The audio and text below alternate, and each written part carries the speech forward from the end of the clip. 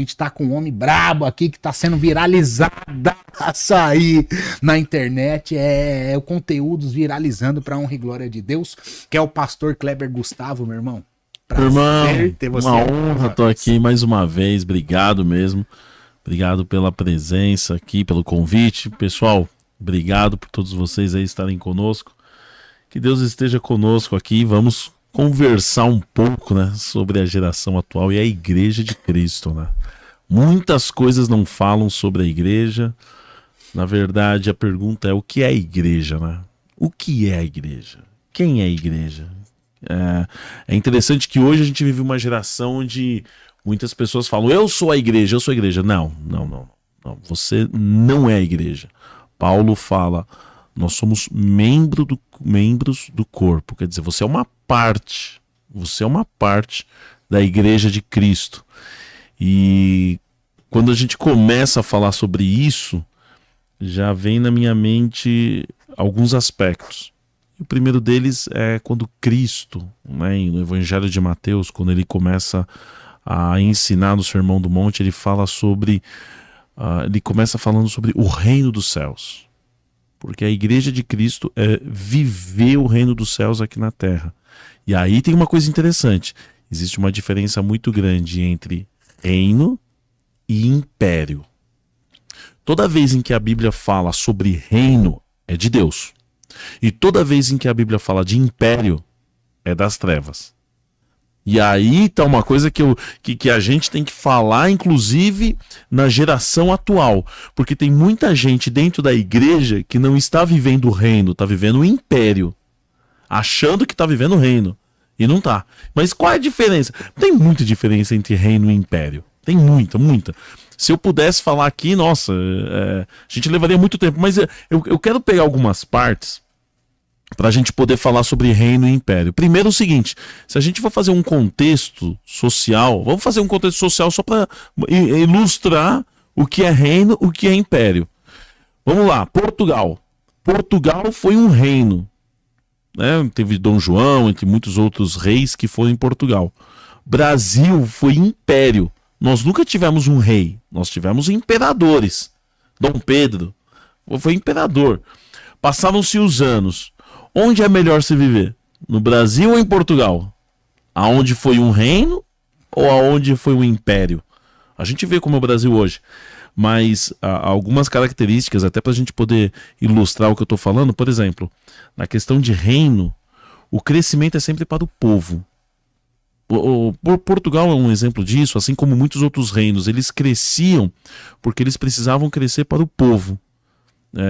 Até quando a gente fala de reino de Deus, Eliseu, o profeta Eliseu, quando ele tira, a primeira coisa, ele tem que tirar alguns Geazi, né? Quando ele tirou Geazi de perto dele, aí, versículo seguinte: e os filhos dos profetas foram até Eliseu e falaram: o lugar em que moramos é pequeno. Veja, eles não estavam nem falando das tendas. Muitas pessoas falam das tendas. Só que na verdade é o quê? É o local.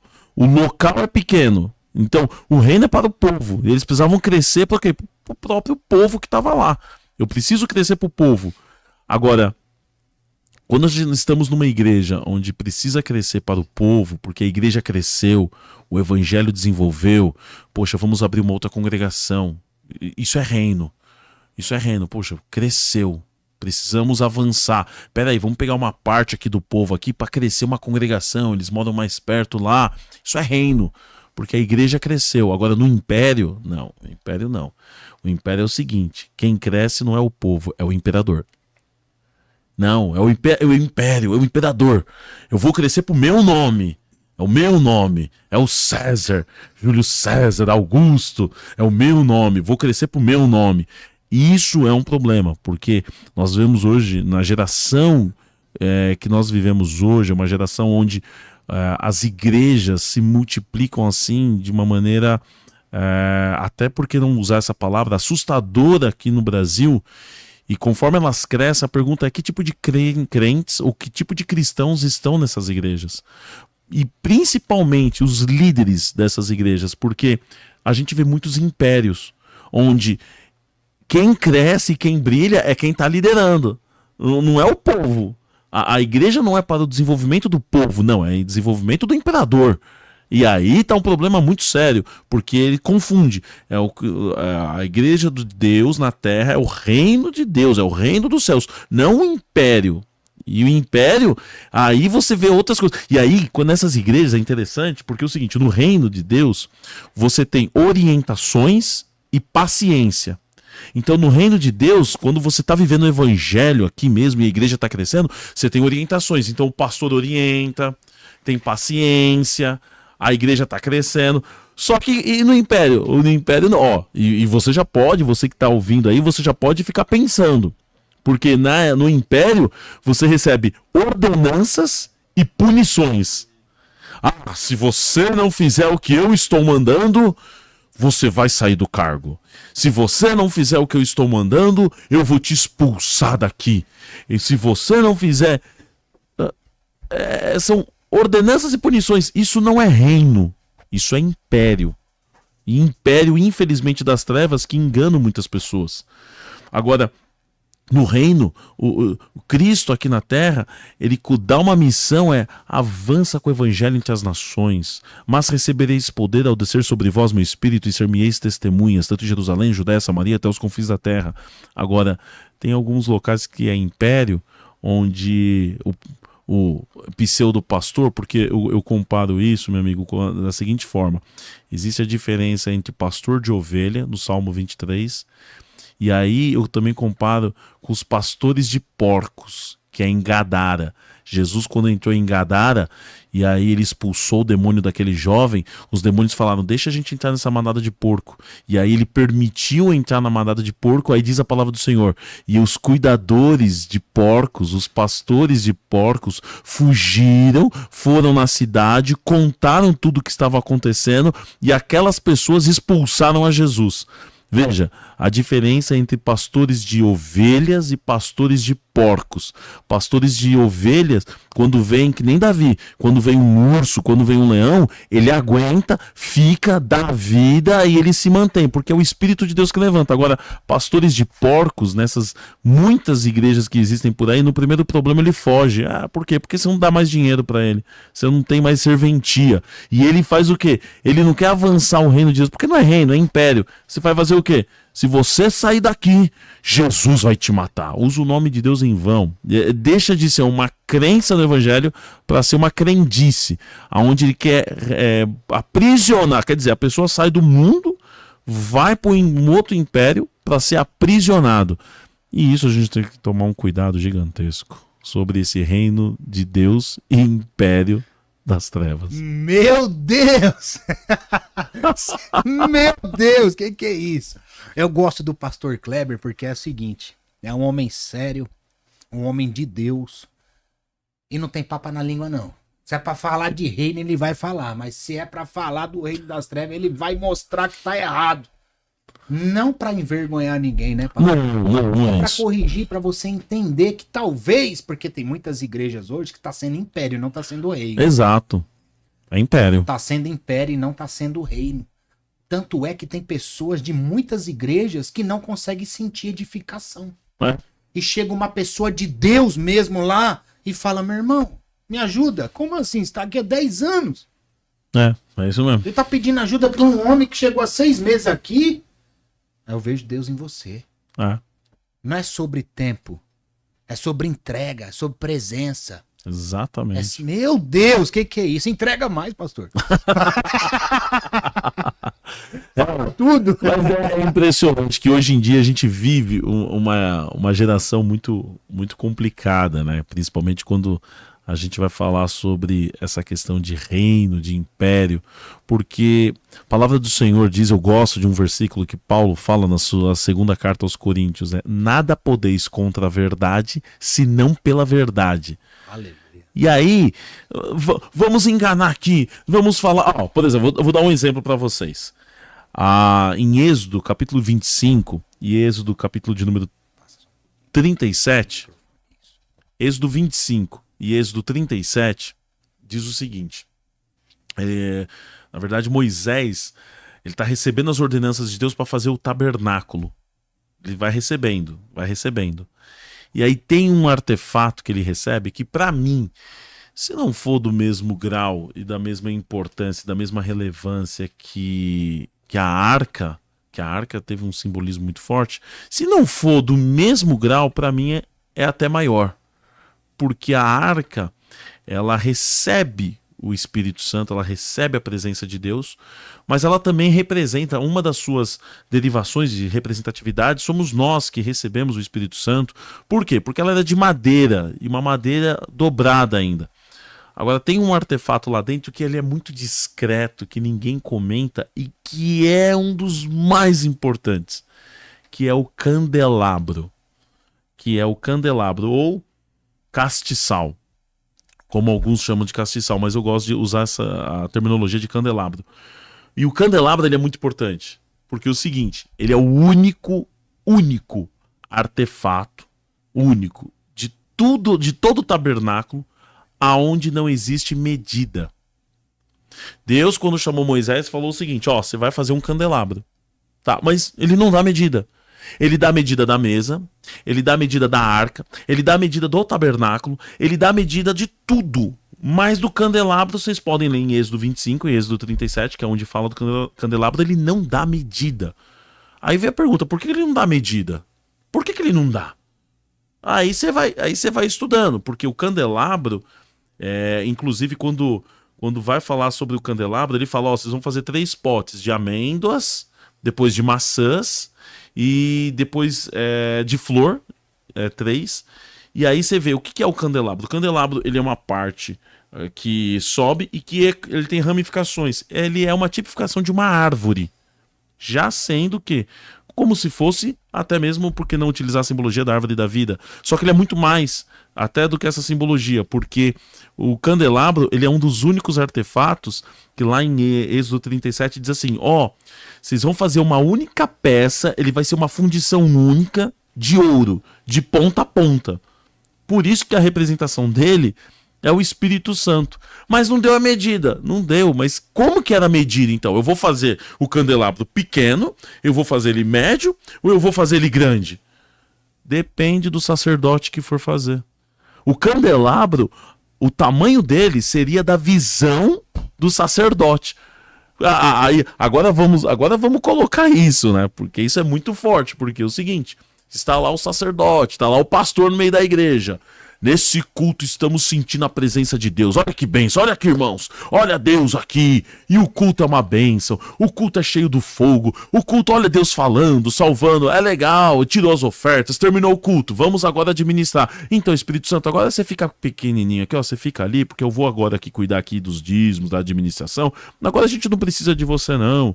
Vamos ter que escolher um líder. Não, a gente não precisa, não, porque o candelabro é pequenininho. É só pro culto. Já terminou o culto. Agora não precisamos mais do Espírito Santo para administrar a igreja, não precisamos do Espírito Santo agora para definir quem é o cargo das pessoas, não precisamos do Espírito Santo para ter um aconselhamento. Não. Esse meu chegado aqui, ó, ele tá em adultério, esse chegado aqui ele tá roubando, mas é meu chegado, não precisamos do Espírito Santo, que é o candelabro pequeno. Eita Deus, meu Deus do céu. O candelabro é pequeno. E é tão forte isso que se você for em Israel, lá no centro de Israel, o candelabro que eles fizeram, que ainda tá lá, que é do Templo de Salomão, é gigante. É gigante. É um ponto turístico. Mas tem muitas igrejas aí que é império, que os pastores querem fazer um candelabro pequenininho para deixar de canto. Por isso que Paulo fala, não extingais o Espírito Santo de vós. Cadê a igreja de Filadélfia? Meu Deus. Não tem mais? Não tem mais. Cadê? Cadê? Cadê as igrejas que sofrem pelo evangelho como Esmirna? Sabe por quê, pastor? Hoje, o que você falou é muito importante e é um direcionamento para essa nação, viu? Eu acredito nessa mensagem. Essa mensagem, você está sendo muito usado pelo poder do Espírito Santo aqui. Amém. De verdade mesmo. Principalmente quando você começou a falar sobre império, sobre reino, e as pessoas estão confundindo as coisas. Por quê? Tem a ovelha que é a ovelha verdadeira. Exato. A ovelha de Cristo. Mas está sendo ensinada e admoestada por um império. Exato. E ela se sente confrontada, se sente mal. mas muitas vezes não consegue sair daquele ambiente, daquele local, porque gosta de congregar, gosta dos irmãos, e muitas vezes a gente vai ter que largar o que gosta. Exato. Para receber verdadeiramente aquele vinho novo. E é bem importante isso que você falou, porque Paulo, ele fala uma coisa que é maravilhosa. Ele fala o seguinte, olha, acautelai-vos e cuidai dos falsos irmãos, no plural. Dos falsos irmãos. Tem um monte. Existe. Livra, Senhor. Eu não sei o que acontece. E assim, existem aquelas ovelhas verdadeiras. Uma vez eu estava orientando um jovem. Estava numa igreja que eu olhava assim, falava, meu Deus, o que ele está fazendo aí? E ele falava, não, aqui que eu aceitei a Jesus, porque a igreja era administrada por um pastor fiel, mas ele morreu. E veio assim um pastor de porco, né, querer administrar a igreja. E o que acontece? Aí eu fui conversar com ele e falei, meu irmão, teu lugar não é mais. Você já conhecia, tinha um apreço pela pessoa. Já. Aí eu falei assim, olha, mas teu lugar não é aí. Ele falou, não, eu tô orando, eu tô esperando. Eu falei, meu irmão, tem coisa que nós aprendemos até errado, que são crendices. Não são crenças que são fiéis à palavra, são crendices. E eu falei para ele, mostrei para ele na Bíblia o seguinte, olha, quando Jesus começou seu ministério, ele foi para uma cidade chamada Cafarnaum. Ficou em Cafarnaum durante um bom tempo. Quando ele viu que estava fazendo um milagre, curando, pregando, ensinando, e o povo não recebia mais, ele saiu de Cafarnaum, amaldiçoou a cidade, porque ele disse, ai de ti, Cafarnaum, e nunca mais pisou em Cafarnaum. Não esperou anjo, não esperou descer fogo do céu. Ele viu que não estava seguindo, ele falou, tchau, eu vou embora. Aí tem uma outra coisa interessante, que em Mateus capítulo de número 10, quando Jesus está instruindo os discípulos, ele falou o seguinte, olha, quando vocês entrarem numa cidade e começarem a perseguir vocês, fugir dessa cidade. Olha como ele fala a expressão, fugir, foge. Não, eu vou sair daqui foragido. Não, mas quem está errado é o pastor, quem está errado é aquele. Meu irmão, foge. Foge. Jesus instruiu o discípulo, foge. Começou a te perseguir, Jesus falou, se estão perseguindo a vós, fugi-vos. Foge, vai para outra cidade. E é importante porque Paulo ele ensina em Colossenses 3:15 que a paz de Deus seja o juiz entre vós. Você está num local que não está tendo paz. É aquela velha história, né? Você tá... que uma jovem, uma vez ela veio conversando comigo, ela perguntou assim, olha, pastor, eu tô num grupo aqui que estão falando mal de mim, as meninas estão sendo falsas, continuam aqui, já conversamos, né, eu já conheci o contexto, então eu já tinha conversado diversas 3, 4, 5, 6, 7 vezes, e elas continuavam maltratando, continuavam perseguindo ela, mandando mensagem, uma coisa terrível. Sem motivos? Não, assim, existe sabe aquelas brigas infantis que depois as picuinhas, aí você pede perdão, mas a outra fica guardando a mágoa, o rancor, não quer pedir perdão. E continuou com isso. Ela falou, até quando eu vou ter que aguentar isso? Eu falei, até quando você consegue sobreviver tomando um copo de veneno e ficar viva? Você tá tomando um copo de veneno e você continua tomando. Meu, não deu. Paulo ele fala em uma de suas cartas, se não me engano, em Romanos, onde ele diz, se possível, ame. Mas se não der para amar, meu irmão, e você tá vendo a situação, que a paz de Deus seja o juiz entre vós. Por isso que ele tem que ter aquele discernimento de espírito, às vezes, pra gente saber o bom senso. Ou se eu tô sendo pastoreado por um pastor de ovelha e um pastor de porco. Exatamente. E às vezes a gente é perseguido pelas próprias ovelhas, vamos dizer assim, né? Exato. Ovelhas que começam a perseguir você também como ovelha. Exato. Tendo inveja. Muita. Criando coisa que não é pra... que não existe muitas vezes. Não existe. É que tem muitas pessoas que não entendem o seguinte, aquilo que aconteceu com Moisés. Quando você está numa igreja, as pessoas, uma igreja verdadeira, uma igreja saudável, equilibrada, verdadeira, o Espírito de Deus levanta as pessoas. E muitas vezes as pessoas que estão lá não entendem isso. Você falou de inveja, tem muito isso. Teve uma vez, uma época, em que Moisés estava, ele possuía já a sua tenda pessoal, onde adorava o Senhor. Só que teve uma vez que o fogo de Deus desceu na tenda de Arão. Aí as pessoas foram até ele, olha só, o fogo está caindo lá. Ele, bom seria que todos fossem profetas, todos profetizassem, que o fogo de Deus caísse em todos. Mas por quê? Porque Moisés ele teve a sensibilidade de entender que o Espírito de Deus quer brilhar o meu irmão, quer crescer a vida do meu irmão. Se é Deus querendo crescer, não adianta eu querer apagar. Aí vai o conselho de Gamaliel.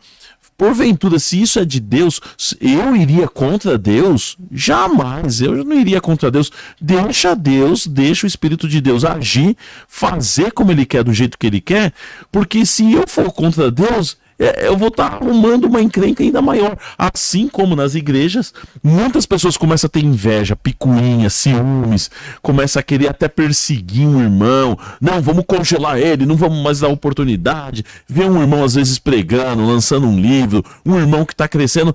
Deixa crescer. O bom é que o verdadeiro evangelho continue sendo pregado e que todos sejam anunciados. Agora, quando você fica com essas invejas aí e não tem a sensibilidade, aí é um problema sério. Não é brincadeira não. Não é não, meu irmão. Não é brincadeira não. E falar disso não é tão simples. Sabe por quê, pastor? Acaba se tornando bullying dentro da igreja. Muito. Isso, infelizmente, em algumas igrejas que não é realmente pastoreada corretamente, tem.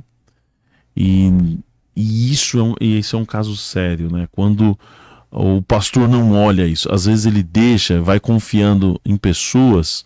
A pessoa está lá, porque tem diversos departamentos, ministérios dentro de uma igreja, mas todos têm que estar sendo observados de perto por um pastor. Se não estiver sendo observado de perto, aí começa principalmente entre as crianças e adolescentes, começa essas questões de bullying, e isso é um perigo sério, inclusive hoje em dia. Exatamente. Isso daí pode levar a problemas assim seríssimos, né? Então precisa tomar um cuidado muito grande. E pastor, quanto tempo você é líder? Que você já está em liderança? Eu quero fazer uma pergunta. Liderança eu tô um pouco mais de 15 anos. 15 anos, então a gente vai aprendendo. Você aprendeu muito nesses 15 anos, concorda? Ainda aprendo. Você viu onde você errou muitas vezes. Tem que fazer uma reflexão, tem. Uma pergunta. Quando você está numa liderança e a maioria das pessoas da igreja, de preferência da liderança, passa algo pro pastor e o pastor não consegue enxergar, não consegue entender que realmente aquilo está acontecendo, não ouve o restante da liderança. Onde você vê o erro? O que está faltando? O que está faltando são as pessoas que cercam o pastor. Um pastor, quando ele está dirigindo um trabalho, ou até um líder, pode ser de escola dominical, um líder de jovens, líder de adolescentes, seja ele o ministério que for, uma das primeiras orações que ele tem que fazer é saber quem são as pessoas que estão ao lado dele. Porque isso vai fazer diferença. Porque é o seguinte, olha, eu vou citar um exemplo. Davi, quando ele estava na caverna e ele encontrou com Saul, ele teve uma conversa tão franca que Davi, ele é tão sutil em falar algo que é muito forte. Ele disse assim para Saul: por que, ó rei, tu dás ouvidos para as pessoas que dizem que eu quero a sua morte? A pergunta é, quando que Davi quis a morte de Saul? Pelo contrário, nunca. Ele dava a vida por Saul. Mas, vamos assim dizer, a ruína de Saul foi ter pessoas ao lado dele que falavam que, Davi quer te matar, e Davi não queria. Só que ele deu ouvidos para essas pessoas. O sucesso e o fracasso de um líder, de um pastor, está exatamente em ter as pessoas que vão estar do lado dele, que ele vai emprestar o ouvido, os olhos e o cérebro. A visão, o cérebro, a mente. Isso que vai fazer a diferença. Porque se ele começar errado e ter as pessoas erradas, isso daí vai ser uma desgraça. Eu comecei aqui falando de Eliseu. Eliseu tinha Geazi. Geazi era uma desgraça para o ministério de Eliseu. E ele gostava. Eliseu amava Geazi. Gostava de Geazi. Queria Geazi por perto. Só que o Geazi era uma desgraça. Tanto é que quando Geazi pega a lepra de Naamã e ele sai, aí entra o que eu falei agora há pouco. E os filhos dos profetas disseram: Eliseu, o local em que estamos é pequeno, precisamos crescer. Quer dizer, quando você tira essas pessoas, a casa começa a crescer. O local começa a crescer. E quando é o contrário? O pastor está cercado de pessoas valorosas, que Deus mandou, que é perceptível. que reformulou o altar, que mudou pessoas, que levou pessoas novas para estar do lado e realmente alavancar a igreja, o ministério, vamos dizer assim. E o pastor não consegue ouvir, não consegue ter tempo de ouvir e aplicar o que está sendo dito pelos seus conselheiros. O que fazer? Olha, num momento desse, é só Deus, porque a pergunta é, será que não foi Deus que fechou a visão do pastor? Será que não está acontecendo alguma coisa com aquele pastor ali que o Espírito de Deus fechou? Porque é o seguinte, Paulo ele fala também que é correto que os infiéis se manifestem para que os fiéis se sobressaiam. Então, muitas vezes, você está na igreja e ocorre exatamente isso. Você já viu isso acontecer, pastor? Muito. Isso é comum, aconteceu. Então. É comum. Não que a pessoa está em pecado, não é isso. Não, às vezes já é o tempo da pessoa. Às vezes já é o tempo, porque tudo tem um tempo, tudo. E às vezes a gente quer que perpetue eternamente, por exemplo, até a questão, eu falo uma vez isso, né, e eu fui, assim, foi uma polêmica que eu levantei, que nunca pararam pra pensar, mas que é uma verdade. Olha lá, polêmica, eu sabia que ia chegar. Isso daí vai ter um monte de hater aqui, vão falar de mim até dizer chega.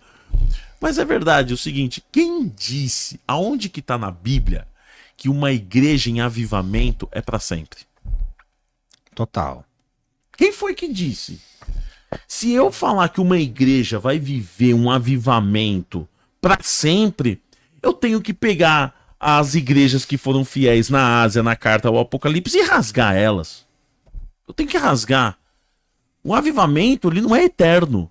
Até porque para o Espírito de Deus mostrar para a igreja que ele é maior que o avivamento.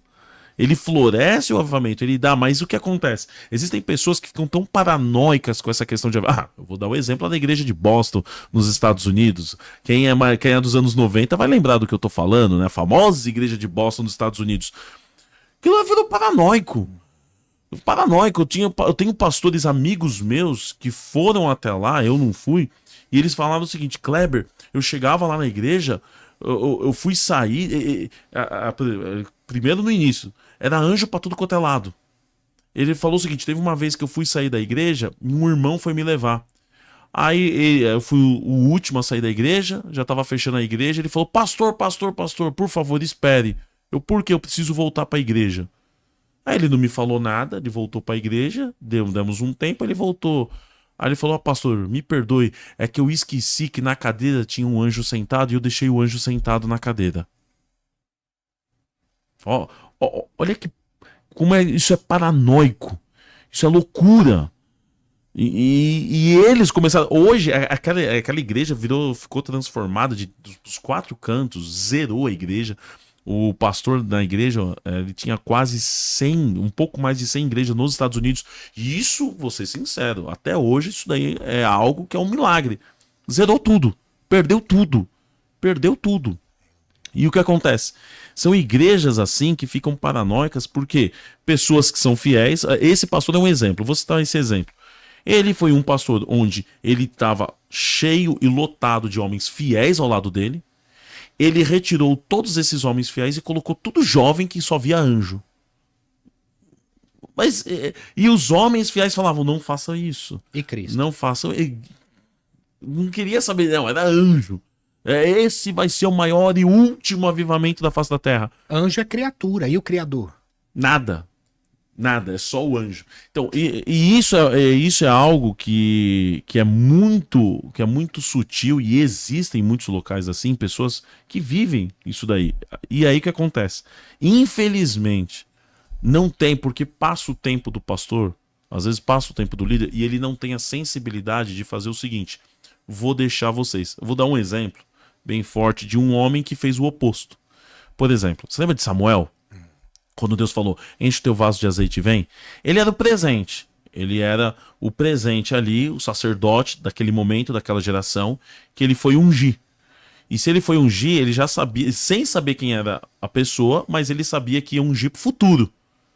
E aí chegou na casa de Jessé, foi ungir, aí Deus falou: não, chama lá Davi. Davi representava o quê? O futuro. Porque era o futuro que ele ia ungir, que não ia reinar agora, que tinha Saul. Então aí tem uma aplicação muito forte, porque enquanto o presente não chama o futuro e não o coloca na mesa, o seu ministério ele vai ficar infrutífero porque você vai querer só ficar no presente. É só eu, é só eu, é só eu. E aí o Espírito de Deus vai olhar e vai dizer, não quero mais você, eu quero o futuro. É Davi. Davi é o futuro. Traga o futuro pro presente. Traga ele pra mesa. Que aí o presente e o futuro tem que andar em conjunto. Tem que estar na mesa. Tem que andar para que consiga avançar. Agora, infelizmente, tem pastores, e aí eu vejo uma desgraça, porque esse é o início da ruína. Esse é o início da ruína, quando um pastor ele não reconhece os homens que o Espírito de Deus colocou e não tem o discernimento, porque existem as consequências. E tudo que ele for fazer, e isso tem muito. Isso eu não vou mentir por mão, não, isso eu vejo muito. E assim, as consequências são de ruins, piores, piores, piores. Até que chega um momento que é o seguinte, que se ele não para, não estanca isso, ele tem que sair. E isso infelizmente tem muito mesmo. A gente vê muito isso na igreja. Tem que ter uma sensibilidade para você entender que as pessoas que estão ao seu lado foram colocadas por Deus e que você tem que dar ouvidos para elas. E tem um outro detalhe também, pastor, gostaria que você abordasse isso, colocasse a sua opinião. Por exemplo, tem igrejas de 5, de 10, até 20 anos, com os mesmos membros. Troca um, troca outro, mas com os mesmos. Às vezes troca metade, Deus manda novos, mas não tem aquele crescimento exponencial. E a igreja é bíblica, e a palavra acontece. O que está acontecendo? Por que não cresce? Será que falta organização? Os conselheiros são bons, o pastor é bíblico, as coisas acontecem, mas a igreja em si não cresce. Olha. A gente entende que tem que crescer, não inchar, né? Sim. Mas por que isso acontece, na sua opinião? O que falta? Falta Cristo voltar a liderar a igreja. Vou te dar um exemplo que existe isso. Você já deve ter visto isso em vários lugares. Uma que eu vou falar agora para você. Eu não posso citar o nome. Uma igreja nos Estados Unidos. Ela ainda existe. Ela chamou, inclusive, chegou a chamar até o ministério. Eu sou da Assembleia do Belém, para quem não sabe. E ela chegou a chamar um dos pastores lá do Belém para querer colocar um pastor, porque tinha saído um pastor lá da igreja. E a igreja falou o seguinte: olha isso, a igreja. Nós somos desse tamanho, nós somos assim. E é uma igreja que, tipo, tinha um número significativo de... Ó, para os Estados Unidos, você ter 50 membros, ó, você já tá no lucro. Nos Estados Unidos, você ter 50 membros, você tá no lucro. Aquela igreja acho que tinha 100 a 150, então era um número bom. Aí a igreja falou o seguinte, ó, nós damos um carro do ano pro pastor, nós pagamos a casa, nós damos um salário, na época, falando isso há quase 5 a 7 anos atrás, era de 5 a 7 mil dólares por mês. Meu, quem não queria um negócio desse? Só que eles colocaram uma regra dizendo, nós somos desse tamanho e nós não queremos ninguém mais aqui. Eles foram taxativos para isso. Nós não queremos outras pessoas aqui na igreja. Queremos que fique só entre nós. Aquilo foi uma loucura. Mas eles falaram isso. Não, a igreja é desse tamanho, a gente não quer crescer. Aí, claro que não foi aceito isso daí. É estabilidade? Como assim? Uma estabilidade. Na verdade, virou um clube.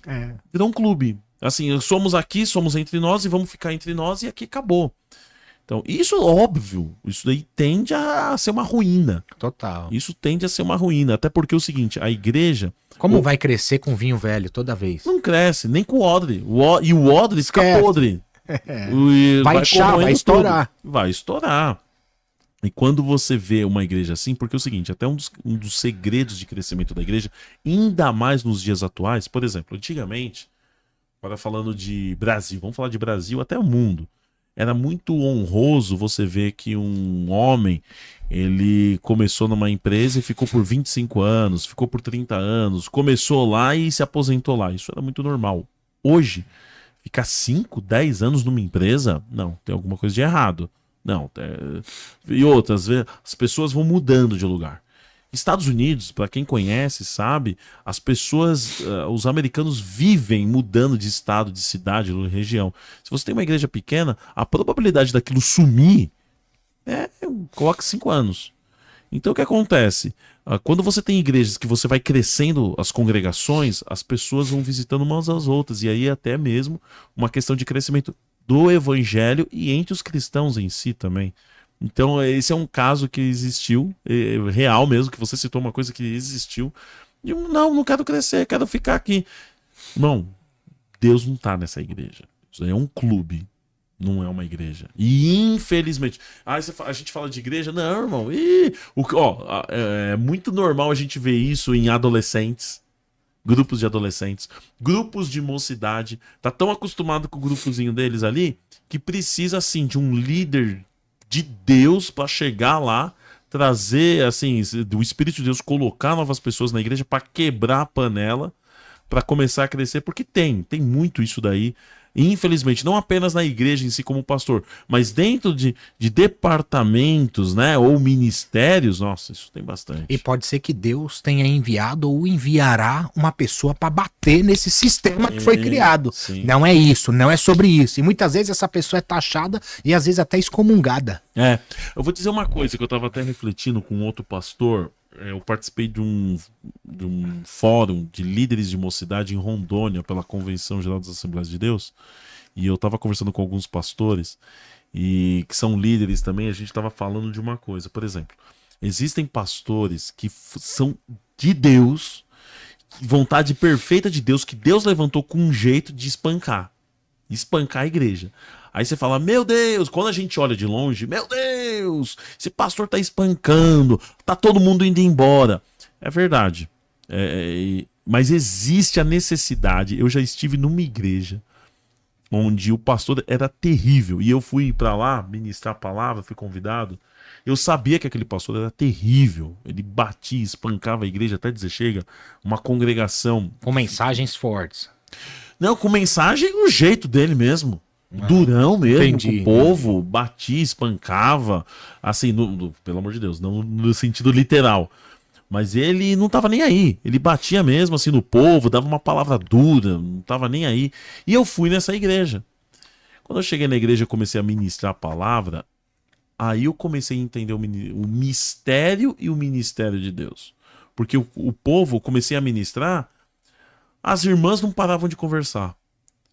Teve uns irmãos ali, literalmente, eles começaram a jogar carta. Meu Deus. Tô te falando. Irmãos, eu tô falando de jovem, hein? Não tô falando de jovem. Isso é um desdém muito. Não, começou a desdenhar, aí eu comecei a entender. Falei, vocês merecem o pastor que vocês têm. Vocês merecem o pastor que vocês têm. Aí eu comecei a entender que é necessário, infelizmente, por causa do povo. Tem igreja que não, óbvio. Mas tem igreja que merece sim ter pastores. Agora tem uma coisa diferente. Porque, por exemplo, quando o pastor é duro, a igreja diminui. Muitas vezes ele prepara a terra para o próximo. Esses pastores, eles têm uma necessidade grande para preparar a terra para o próximo. Aí chega o próximo, dá um crescimento grande para a igreja. E é necessário.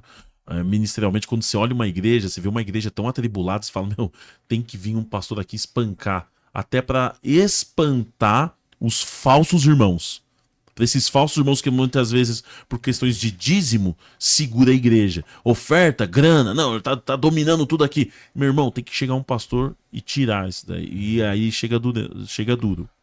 Então, o que a gente estava até conversando, que a gente concluiu, que esses pastores duros, eles diminuem a igreja, ninguém gosta de diminuir, mas existe essa necessidade que o Espírito de Deus às vezes coloca, ele diminui. Só que pastores que são mornos, esse nenhuma igreja subsiste. E outra, quando você vai arar a terra, algo se perde também. Sim. Algo é limpo. Algo é levado pro lado. Exato. Porque precisa aplanar. E quando você começa a aplanar, amigo, o que tá meio ondulado não vai conseguir ficar. Não mesmo. Porque vai estar em evidência, vai estar aparecendo. E geralmente serpente não gosta de aparecer. Tacar fogo ali. Meu Deus, pisa na cabeça. Meu Deus, isso é muito forte. Agora, cara. eu já vi muita igreja que o pastor é morno. O que é um pastor morno? Pastor que aceita o pecado, não corrige, não existe. Não estou falando de usos e costumes, estou falando de doutrina bíblica. não prega a doutrina da palavra do Senhor, é morno. Vai aceitando. Não, eu vou aceitando. Eu fui numa igreja onde, no meio do culto, começaram a cantar músicas do Zezé de Camargo e Luciano. No meio do culto. Ah, nada contra os cantores, mas uma igreja, louvores a Deus, louvores ao Espírito de Deus. E eram músicas mundanas, seculares. E aí você via, e o que aconteceu? Passados uns anos, não existe mais a igreja. Não existe, sumiu, fechou as portas. Isso que eu quero dizer. Pastores duros diminui, mas a igreja subsiste. Pastores mornos que aceitam o pecado, aceitam essa corrupção. Meu, o sangue de Jesus tem poder, vai ser vomitado por Deus. Meus irmãos, vocês que estão assistindo, tá dando delay no áudio aí pra vocês? Comenta aqui pra gente, por favor, se precisar de arrumar. Ô, Gu, tá dando delay no áudio, alguma coisa assim? Tá normal, né? Pessoal, qualquer coisa comenta aí. Se você não deixou o like nesse vídeo, já deixa o like, compartilha com o irmão, de preferência aquele que você brigou, que você tá brigado, brigadinha, já libera o perdão, fala, irmão, te amo em Cristo Jesus, meu irmão, me perdoa. A igreja de Cristo é isso, é sobre perdoar, é sobre amar e também receber perdão. Deixa esse coração duro de lado. Se você é de Deus, Deus tá colocando um coração de carne aí, um coração novo, onde possa verdadeiramente ser registrada as palavras dele, o verdadeiro evangelho. Então vamos crescer em fé, vamos romper em fé, para a honra e glória de Jesus. E pastor, dentro até entrando aqui um pouco na parte pessoal, mais da sua vida assim também, mais dentro de ministério, eu acredito que você também, para chegar onde você está hoje, você foi muito perseguido. Sim. Eu acho que você teve algumas perseguições, não tem como um líder não ser perseguido nunca. Se isso nunca aconteceu, tem algo estranho. Muito. Qual foi a maior perseguição que você teve que passar e qual foi o maior gigante que você teve de derrubar? Olha, até hoje. O ministério, quando Deus levanta, em Mateus, capítulo de número 10, tem uma coisa bem interessante. Começa o capítulo dizendo assim: e chamou Jesus os discípulos e deu-lhes poder para pregar, para curar, para expulsar os demônios. E aí embaixo diz assim: e os nomes dos 12 discípulos são, né, os nomes dos 12 apóstolos. E eu costumo dizer o seguinte: antes de Deus levantar o seu nome e mostrar o seu nome, primeiro ele tem que te chamar e depois te dar poder. Só depois vem o seu nome. Porque muitas pessoas gostam do nome, mas não gostam da questão da vocação. E o ministério, ele lapida. E quando você começa a ter a visão daquilo que Deus está fazendo, por exemplo, eu no início, quando eu tinha acabado de ser ordenado para o ministério, eu era muito afoito. Vamos, não, tô nem aí, vamos com tudo, vamos com tudo. Com o tempo, você começa a ver, até com a lapidação do Espírito Santo, você começa a entender que não é assim, que o ministério não é abater, é apanhar.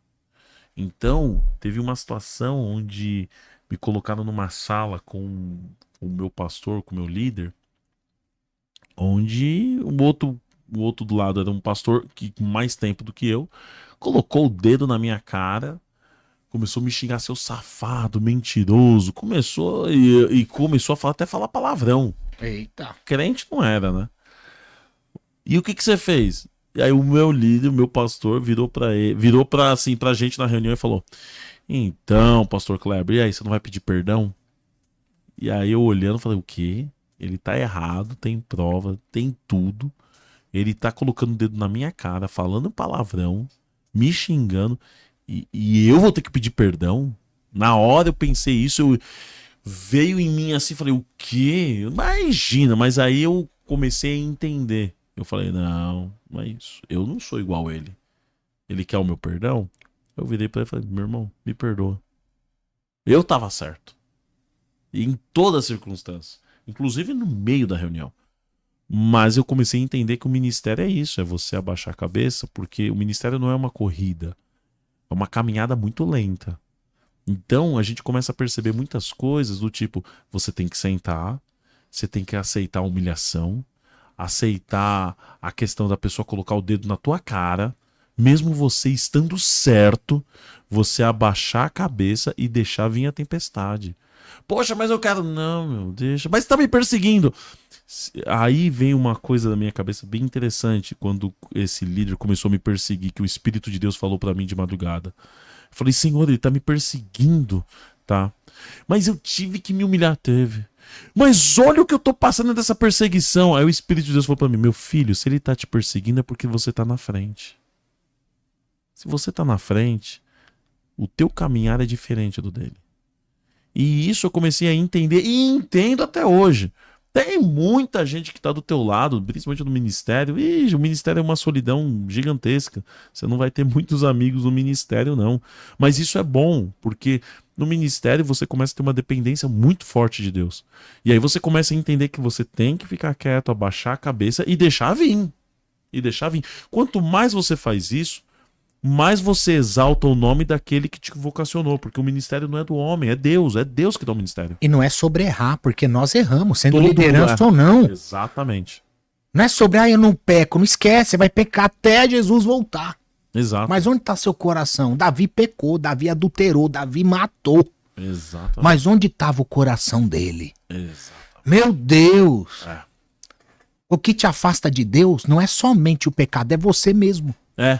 O que te purifica é a aproximação de Deus. Não é a oferta, você é a oferta. O que purifica a oferta é o altar. É o altar. Meu Deus! Jesus disse isso. Nós somos Exatamente. ofertas gratuitamente para o matadouro.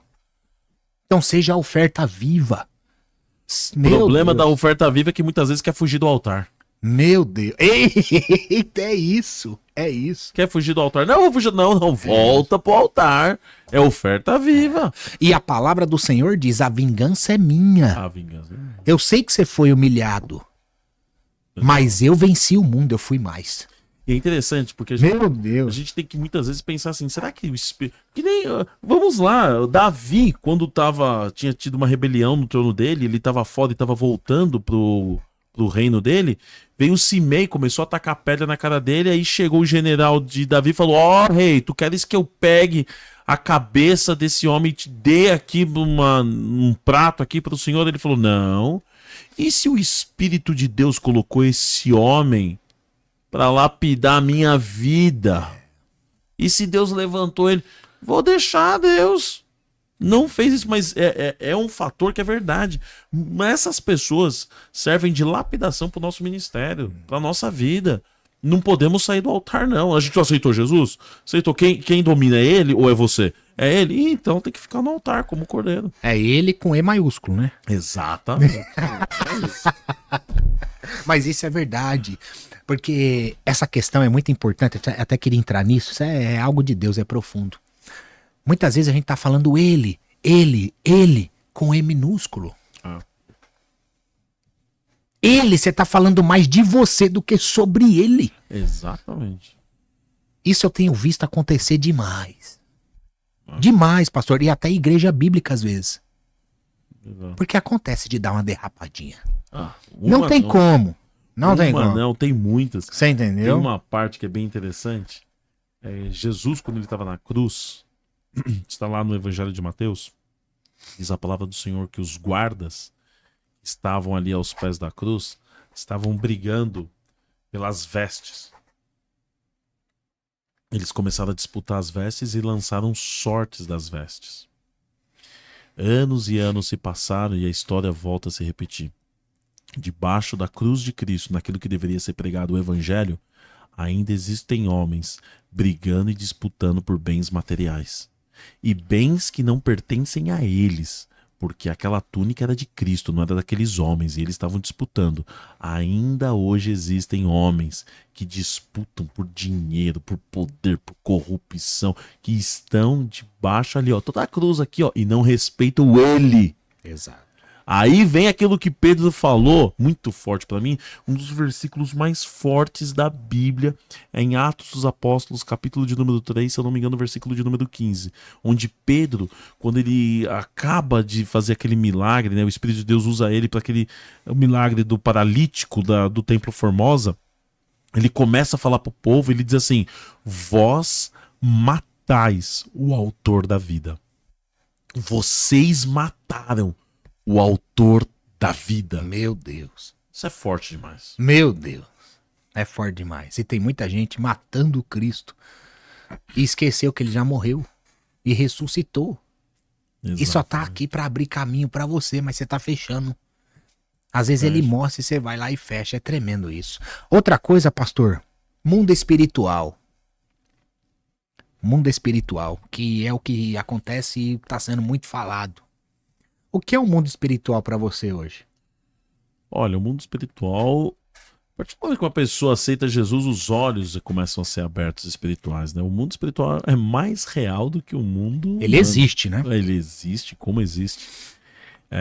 Infelizmente, tem muitas igrejas, né? Principalmente os cessacionistas, né? Que cessaram... O que são os cessacionistas? Eles cessaram a continuação dos dons espirituais, né? Eles colocaram uma pedra ali. Mas existe muito. As experiências que existem espirituais assim são muito fortes, né? Que quando você pede para Deus e é colocado, eu tenho algumas assim que marcaram muito assim, né? E principalmente aqueles que levam, falando, né, do tema que a gente está falando hoje aqui sobre aquilo que não falam sobre a Igreja de Cristo. Então eu vou contar uma para vocês que não falam. Tem uma parte aqui que é muito forte sobre o mundo espiritual. As pessoas interpretam errado, assim, sobre a questão, principalmente esses homens, ou então as pessoas que denigrem o nome de Cristo, falam, não, quando eu vou... Porque tem muito que fala isso. Tô na igreja, não, eu vou continuar pecando, quando eu chegar velhinho ali, eu vou pedir perdão, aí eu vou estar próximo, aí Jesus me perdoa, eu vou pro céu. Cuidado com isso não tá na Bíblia. A palavra do Senhor diz, buscai ao Senhor enquanto se pode achar, invocai-o enquanto está perto. Ninguém disse que é questão de não, enquanto eu tô com vida eu tenho esperança, enquanto eu tô com vida eu consigo ir pro céu aqui. Calma com isso daí. Isso daí tem que ter uma cautela muito grande, porque é o seguinte, eu tive uma experiência onde um pastor, hein? Ele teve uma vida depravada, infelizmente ministerial, horroroso, não deu exemplo de nada, não era pastor de ovelha, não. Ele mesmo, não sei o que ele fazia do altar. E o Espírito de Deus pegou ele, porque a palavra do Senhor diz para não brincar com as coisas de Deus. Esse homem estava para morrer. E ele já sabia que ia morrer, aí foi para UTI. E aí quando chegou na UTI, ele chamou até um pastor amigo meu que foi lá também na UTI. Ele começou a ver demônios. Demônios esperando ele. Meu Deus. E ele estava vivo. Ele estava vivo. Só que ele via. E ele começou a entrar em desespero. Falando. Aí ele pediu uma oração ali.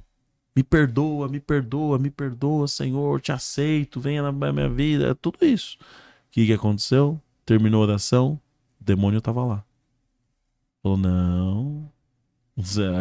Buscar o Senhor enquanto se pode achar, não pode achar mais. Invocar enquanto está perto, não estava mais perto.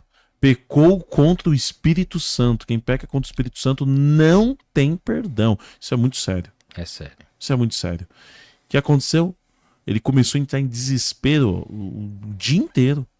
E o Espírito de Deus permitiu com que os outros que estavam ali ao redor ouvissem esse desespero dele até ele morrer e ser levado.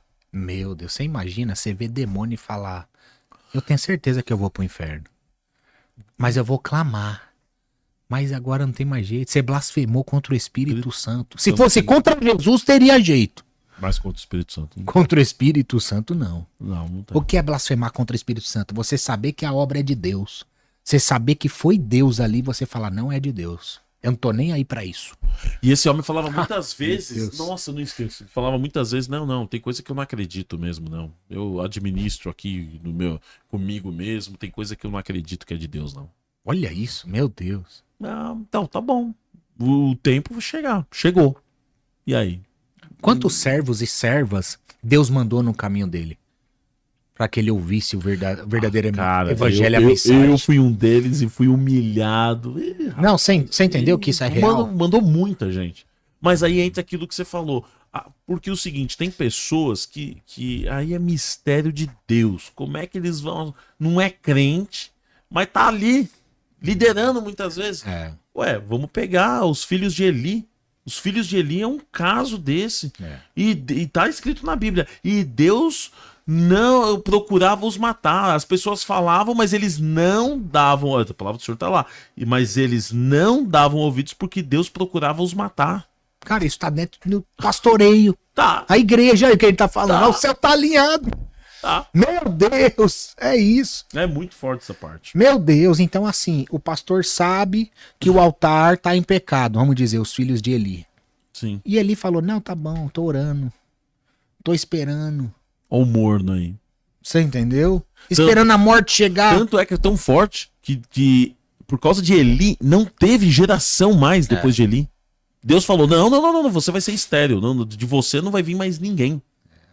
Você imagina isso? É horrível. Isso é uma maldição, amigo. Isso é uma maldição. Meu Deus do céu. Melhor seria nem ter nascido. E pastor, você é contra, tipo, óleo ungido, abençoar uma água e dar pro irmão tomar?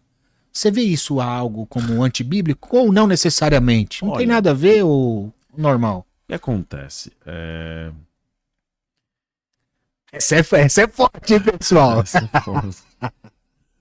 É o seguinte, existe... Aí vem a questão de uma pessoa estar numa igreja onde tem ensinadores.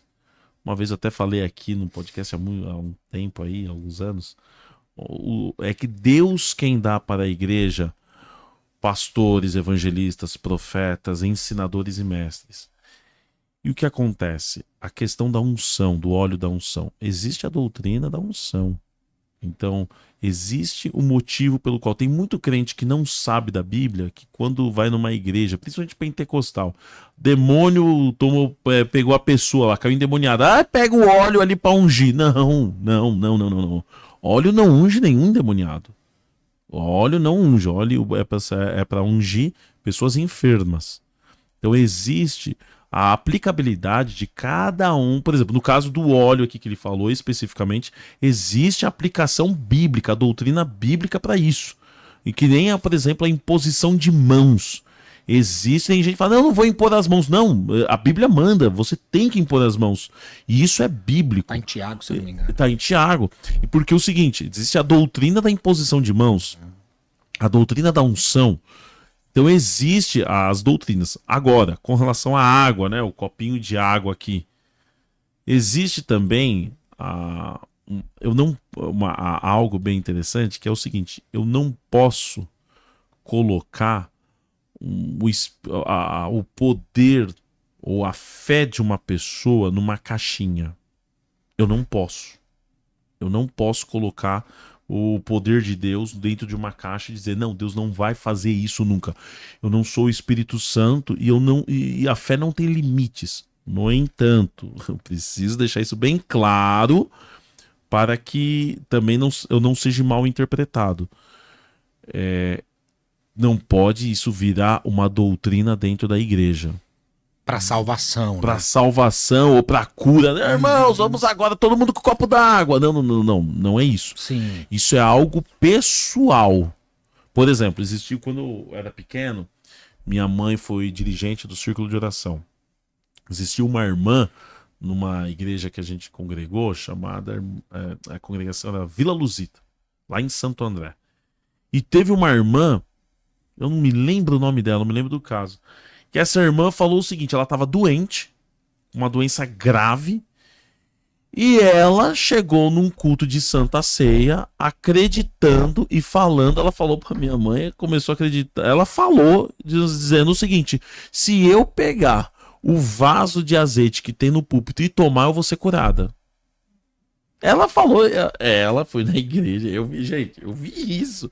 Se eu tomar isso, eu vou ser curada. Eu acho que foi na Vila Luzita ou Vila Suíça, se eu não me engano. Acho que foi na Vila Suíça, que o meu pai pastoreou essa igreja. Não, irmã Ada, né, minha mãe? Eu preciso tomar o vaso de azeite ali. Se eu não tomar, eu vou morrer. Mas se eu tomar, eu vou ser curada. E ela falando isso, ela acreditava, ela achava isso. Ela levantou, na hora da oração, ela foi até o púlpito, pegou o vaso de azeite, tomou tudo. E o pastor orando. Acreditem vocês ou não, ela foi curada. Não tem como limitar Deus. Não tem. Jesus falava, a tua fé te curou. A tua fé. Meu Deus. A tua fé, por exemplo, é o mesmo caso que eu acredito nesse poder de Deus, não é sobre o azeite. Isso. Não é sobre o azeite. Às vezes Deus falou pra você. Exato. Onde tá sua fé? Agora eu quero ver. Isso. Não é sobre você ir lá. Isso é sobre pessoal. você obedecer, meu Deus. Bom, se eu for limitar, isso é pessoal, gente. São experiências. Não é doutrina, isso são experiências pessoais. O problema é que banaliza. É o que você falou, não tem como pegar Deus e pôr numa caixinha. Não dá. Você tá doido. Da mesma forma. Então não é errado, né, pastor? Você entende que não é errado. Não. É uma forma da pessoa, às vezes, até ativar o poder da fé, do Espírito Santo, talvez. Vamos lá, na sua visão. vamos lá então. Vou falar de um outro jeito pra vocês. É errado, por exemplo, se eu cuspir na sua cara e dizer que você vai ser curado? Então. Opa, tá chegando onde eu quero chegar. Tá Jesus chegando, cuspiu no chão, fez o lodo e toma. Pior, não foi nem na cara, foi no lodo ainda. E outra, olha só, cara, que louco. Eu vi um estudo uma vez sobre isso, ou foi um pastor, eu não lembro que comentou sobre isso. Eu achei profundo demais. Não sei se foi até o Léo que grava comigo. Inclusive, igreja, orem pelo Léo, meu amigo que grava aqui comigo. Ele tá entrando numa cirurgia aí agora, foi meio de urgência. Em nome de Jesus, meu irmão, tamo junto. Já orei pela sua vida hoje. Em nome de Jesus vai dar tudo certo, né? Amém.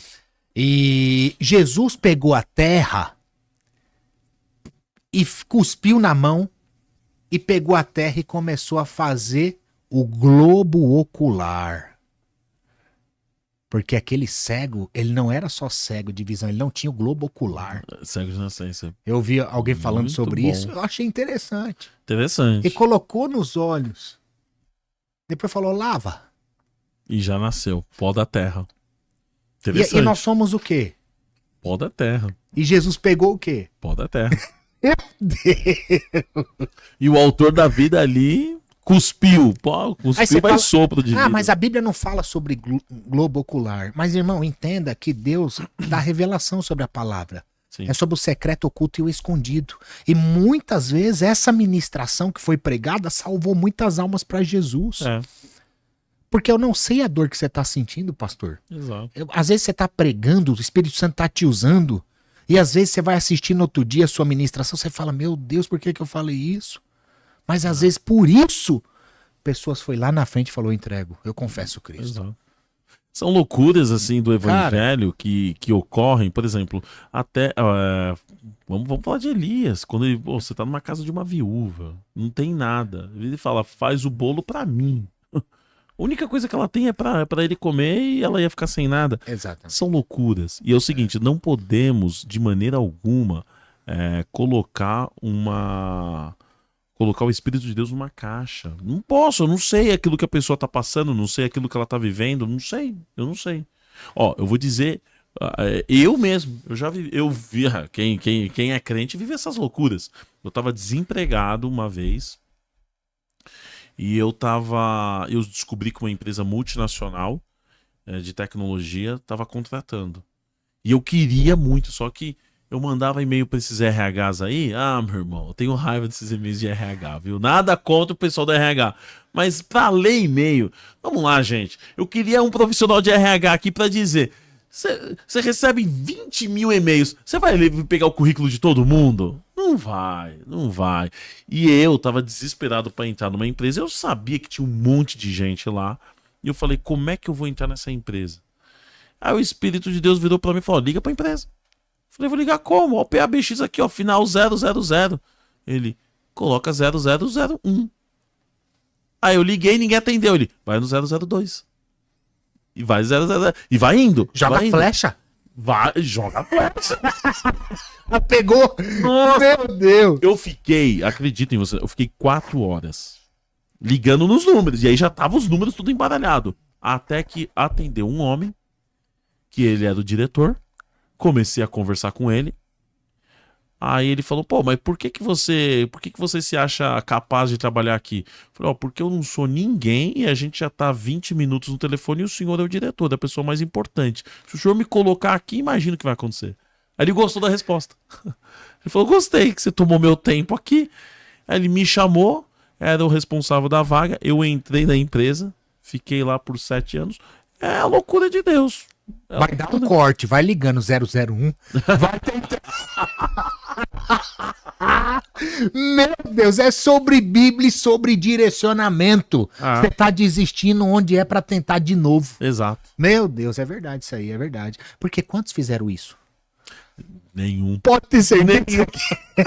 Porque quando vem do Espírito Santo é único pra saber único. que é ele. É único. Agora, você falou uma coisa que é verdade. Por exemplo, todas as operações de milagres de Deus, elas são únicas. Únicas, é único pra isso. A pessoa, ela rasga o céu e é única pra isso. Que nem a mulher do fluxo de sangue. Se tão somente eu tocar, eu vou ser curada. Que nem a irmã da igreja, se tão somente eu beber esse azeite aqui, eu vou ser curado. É único, não é pra ficar fazendo. O problema é que as pessoas querem colocar Deus numa caixinha pelo outro lado. Não, se você orar aqui, você vai ser curado. Se você... Não é isso. São experiências pessoais únicas. Pastor, eu quero agradecer a todos que estão aqui. Pessoal, você que tá aqui nessa live, deixa o like aí nesse vídeo, compartilha com mais pessoas. A inspiração para a alma, o nome da página da pessoa, não sei se é homem ou mulher, obrigado pela pergunta. Perguntou, para o pastor existe o dom ministerial de profeta? Eita, você pegou duas coisas distintas e colocou na mesma frase, o dom e ministério. São coisas distintas. Salomão, quando ele fala no livro de Provérbios, sem profecia o povo se corrompe, isso está sendo referido ao ministério profético.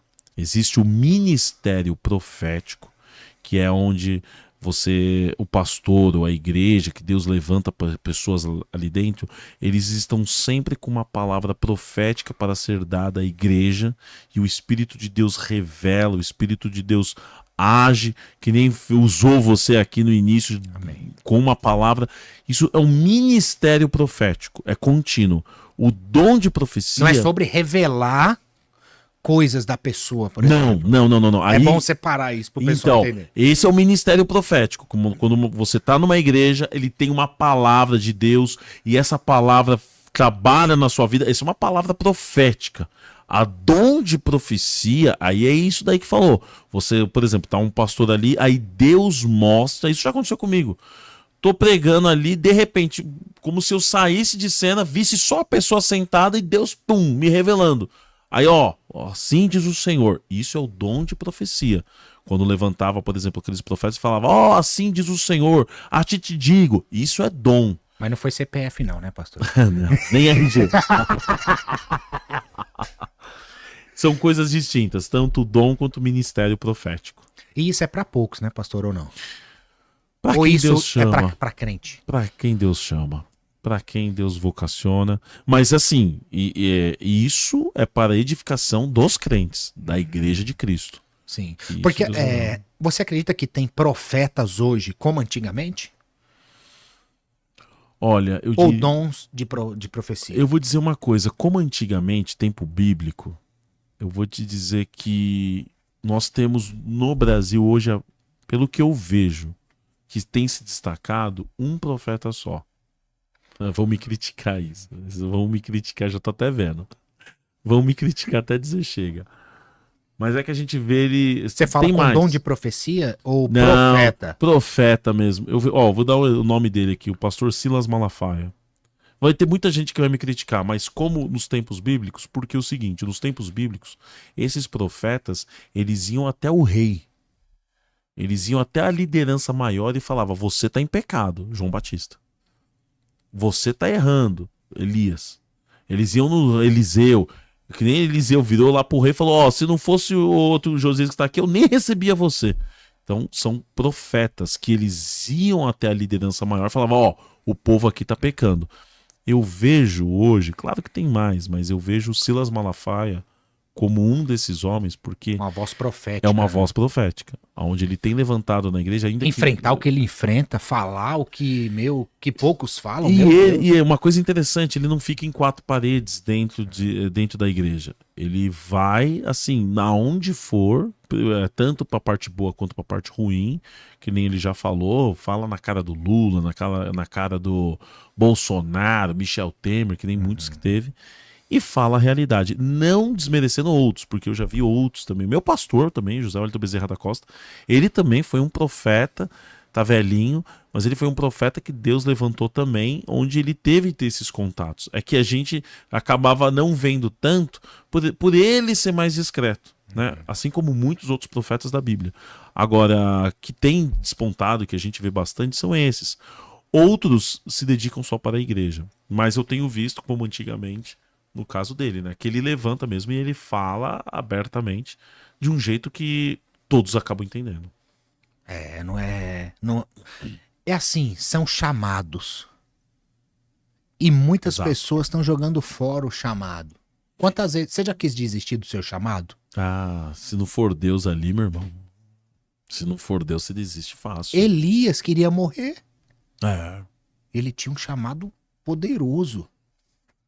Não, chega no meio do caminho ali que só quem te chamou pra te dar inspiração, expectativa novamente, senão você cai mesmo. Outra coisa, pastor, você acredita que Jesus prepara a esposa e o esposo pra pessoa? Vai mostrar ou não? Olha, ele orienta. Ele orienta. Agora tem que tomar um cuidado bem grande. Tô fazendo um bate-pronto aqui agora. Tá. Tem que ter um cuidado bem grande, porque tem muita gente que quer ser profeta. Não existe profecia de casamento. Paulo fala na sua carta, 1 Coríntios 12, profecia é para consolação, exortação e edificação. Posso usar isso tanto para o dom quanto para o ministério profético. Essa questão de marido e esposa, gente, se a pessoa souber quem vai casar, ela vira Deus. E não é isso. E eu gosto de citar também Adão. Quando Eva pecou, e Adão e Eva pecaram, e Deus foi falar com eles, a primeira coisa que Adão falou foi: Senhor, a mulher que tu me destes. Veja, a mulher que tu me deste. Depois que Adão jogou isso na cara de Deus, Deus nunca mais deu mulher pra ninguém, homem pra ninguém. Vocês são brancos, vocês que se entendem, mas eu acredito sim que existe uma orientação de Deus. Porque, na verdade, não é nem uma orientação muito espiritual, viu, gente? Isso daí é mais uma orientação vocacional da pessoa. Quando a pessoa vai se relacionar, ela tem que mais conhecer como é a outra pessoa do que mais uma questão mesmo de vocação espiritual, tal. Aí tem que ser pé no chão. Esteja próximo de Deus que vai acontecer. E outra, é no tempo dele. No tempo certo, o Senhor, farei acontecer. Isaías capítulo 60, versículo 22. É isso mesmo. É no tempo dele. O Inspiração para a Alma recapitulou a pergunta aqui. A minha pergunta foi sobre dom ministerial e não sobre profecia. Para o pastor, quem profetiza é profeta? Segundo Paulo, existe dons ministeriais e dom de profecia. A pergunta foi sobre dom ministerial. Eu diria o seguinte, que nessa questão de ministerial, a única coisa que eu, como teólogo, né, você vai vendo as palavras, né, porque as palavras na teologia falam muito alto e elas podem dar significâncias para outros caminhos.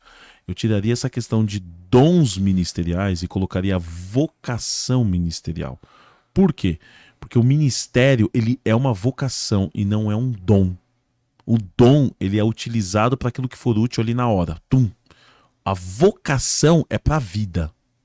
Então, o ministério profético, ele é uma vocação. Existem, por exemplo, pastores que não têm palavra nenhuma. Meu Deus, não tem. Não, não tem. E é pastor. E é pastor, porque o pastor tem que ter o cheiro da ovelha. Agora, existem pastores que recebem uma revelação da palavra, que aí é um ministério profético, e isso é uma vocação que vai para a vida. É isso que quando Paulo fala sobre e Deus dá para a igreja tal, e tem um profeta, aí seria o ministério profético, seria essa vocação, não apenas um dom, porque o dom é uma utilização rápida para aquilo que for útil na hora. Então, qualquer dom é para isso. Agora, vocação ministerial, quando fala de ministério, aí é uma vocação que Deus chama para dizer, é até sua morte. Então, durante a vida inteira. Não sei se consegui responder a inspiração para a alma. Top. Outra coisa, pastor, é evangelismo. Todas as igrejas precisam ter evangelismo e um líder evangelístico dentro da igreja. Eu acredito que na sua também deve ter. Tem. Como deve ser bem estruturado essa questão evangelística? Eu acredito que é primeiro de dentro para fora. Sim. como fazer dentro e como levar isso para fora de uma forma bíblica eficaz e que vai gerar resultado para o reino de Deus. Olha, o evangelismo, ele é função, é uma coisa que eu tenho, inclusive, uma vez eu ouvi um pastor, eu concordo com ele e a gente tem combatido isso. A gente apequenou essa questão de evangelismo, né? Colocamos o evangelismo, que é isso, a gente colocou ele dentro de uma caixinha. O evangelismo é para toda a igreja. É a missão da igreja. A missão de, se você está indo para a igreja, tua missão é evangelizar. É a missão de todos. Todos têm. O que é o evangelho? Eu ouvi essa frase do Nicholas, eu amei, que na verdade é do Spurgeon. Ele voltou a lembrar, eu amei. O que é o evangelho? O evangelho é um mendigo falar para o outro onde ele arrumou o pão. Esse é o evangelho. Então o que acontece? Para que o evangelismo dê certo, a igreja inteira tem que estar envolvida. A igreja inteira tem que ter essa consciência. A igreja tem que saber que a nossa função na terra é evangelizar. Quando você tem isso, repara, você aumentou o departamento. O departamento ele aumenta. Antigamente, nas Assembleias de Deus, o culto de domingo a gente chamava culto evangelístico. Os cultos de domingo. Hoje fala culto da família. Mas antigamente era culto evangelístico. E toda palavra que era dada nos cultos era evangelística. Toda palavra. Então, eu particularmente, eu tenho talvez um saudosismo, mas o evangelismo, ele é para a igreja inteira. Quando a gente diminui, infelizmente diminui isso, e aí você tem que fazer um trabalho aonde ele fique aberto e você consiga atrair dentro da igreja aqueles que têm uma chamada. Principalmente aqueles que têm chamada ministerial, eles têm que ser atraídos e puxar isso. Acho que por esse caminho você já consegue... E é um departamento, né, um ministério, é um departamento onde dentro da igreja você não pode ter pessoas que já não tenham, primeiramente, um preparo espiritual a respeito. Porque quando você vai evangelizar, você está indo na sinagoga de Satanás. Você está indo no reino das trevas. Você está invadindo o mundo espiritual. E as pessoas que vão evangelizar, elas têm que ter essa maturidade espiritual, esse desenvolvimento espiritual para saber o seguinte, que antes de abrir a boca, tem que expulsar demônio, tem que abrir o caminho. E quando for abrir a boca, para lançar a semente e penetrar no coração. Poxa, e você fala isso que é a igreja inteira? Sim, é a igreja inteira. É a igreja inteira que tem que ter esse desenvolvimento e essa maturidade cristã. Mesmo porque a igreja primitiva era a igreja inteira. E detalhe, o evangelismo é muito forte e é um dos ministérios que exige muita espiritualidade também e mensagem bíblica. Tem que conhecer da palavra. Exatamente. Jesus venceu o diabo no deserto pela palavra de Deus. Então a palavra é fundamental e o conhecimento também. Porque você imagina evangelizar por essa pessoa aqui, que o diabo já decretou que é dela, que é dele. Isso aqui já é meu. E você vai lá e quer arrancar da mão dele. Então, veja onde você está entrando.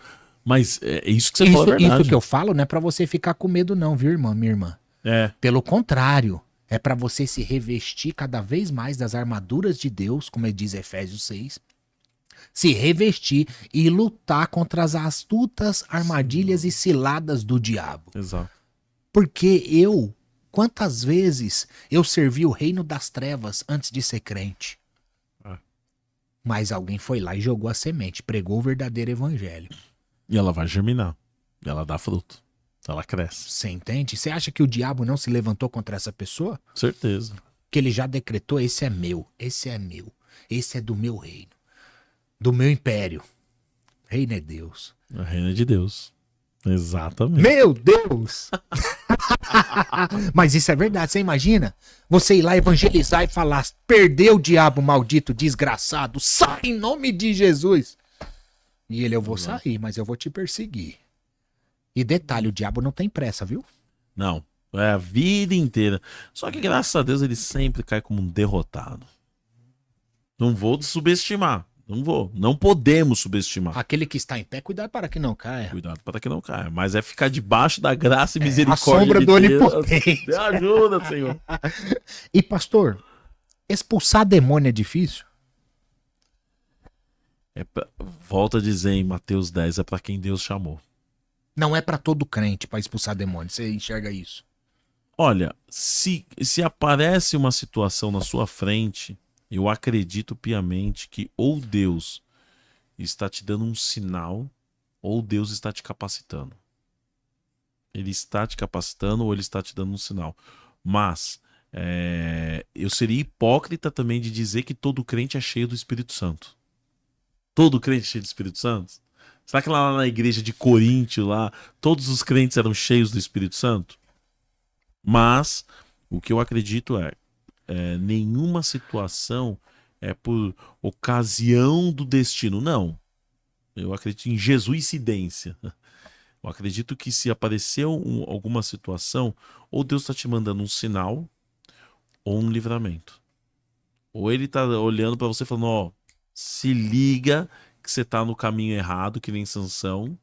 Se liga, você está no caminho errado. Ou ele olha e fala, peraí, eu estou te levantando. Eu estou te levantando. Põe as mãos que vai sair. Então, mas eu não tô puro, eu tô em pecado, eu pequei. Irmão, quem expulsa não é você. Exato, é Deus. É o nome de Agora, Cristo. tenha sua vida no altar para não acontecer que nem aconteceu com aqueles homens lá Óbvio. que falaram, Paulo eu sei quem é. Jesus, mas vocês? Eu vou meter porrada. E deu porrada pra tu quanto é lado. Porque é sobre isso. Se a gente for pensar só em santidade também, pastor, isso é muito sério. Só em santidade, a gente para de fazer a obra. Porque quem que tá santo? Quem que tá em santidade todo dia, 24 horas? Eu tô. Só de você falar eu tô, você já pecou. Mentiu. A questão é que assim... Porque você já acordou no mundo pecaminoso. Então, aí que tá uma coisa bem interessante.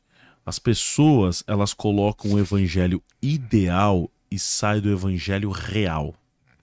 O evangelho real nós somos pecadores, falhos, dependentes, que nem Jesus, que nem o Espírito de Deus falou lá na carta lá do Apocalipse. Vós sois ricos, mas vocês não sabem que vocês são pobre, cego e nu, um desgraçado. O evangelho é isso, é lidar com pessoas reais. Eu dei uma aula uma vez para os pastores e eu estava falando para eles assim. Eu fiz uma pergunta, pelo menos eu achava que eles sabiam as respostas. Onde que, assim, quando Jesus estava aqui na Terra, onde e como ele foi reconhecido? Ele foi reconhecido pelo quê? Pelo que Jesus foi reconhecido? Vamos lá, quero que vocês falam. Pelo que Jesus foi reconhecido? Por orar? Não. Por pregar? Não. Jesus foi reconhecido como quem, então? Aí você lê lá em Lucas 24, os 2 discípulos de Emaús.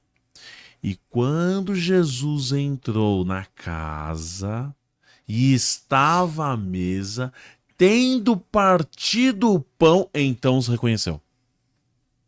Quando Jesus foi reconhecido no partir do pão. Partir do pão. Então Jesus, ele gostava de estar na mesa, assim, conversando. Porque olha só, eles não reconheceram Jesus no caminho, quando Jesus estava pregando, quando Jesus estava falando, eles não reconheceram Jesus. Mas daquele jeitinho que Jesus repartia o pão, daquele jeito. Por quê? Jesus tinha um hábito muito grande de estar na mesa com todo mundo. Isso fazia com que ele reconhecesse, que ele fosse reconhecido. Então, é isso que eu quero dizer. Que o evangelho de Cristo, o verdadeiro evangelho, mesmo o real, é esse que está na mesa, assim, conversando. Não é só santidade, santidade, santidade. Pelo contrário, é entender o quê? Porque ser você mesmo é agradar ao seu Criador. Claro que Jesus nos aceita como nós somos, mas ele se recusa a deixar a gente do jeito que a gente é. Ele quer que a gente seja igual a Jesus. Então, o Espírito de Deus, quando salva a gente, ele faz a gente de um jeito, porque nós temos temperamento, somos seres humanos. Então, se você é sanguíneo, você não vai ser melancólico ou fleumático. Você tem o seu temperamento psicológico. Agora, o pecado, ele vai arrancar da sua vida. Só que santidade, santidade, santidade, não, gente. O evangelho real não é esse. O evangelho real é estar na mesa, que nem Jesus. A mesa vai revelar muita coisa. Jesus é conhecido como comilão e beberrão, por quê? Tava na mesa, conversando.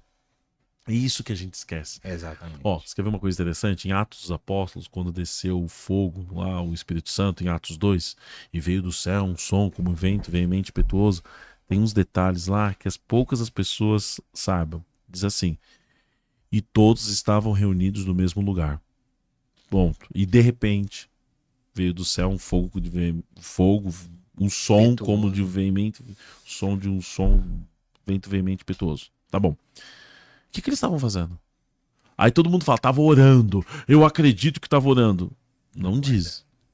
Não diz isso na Bíblia.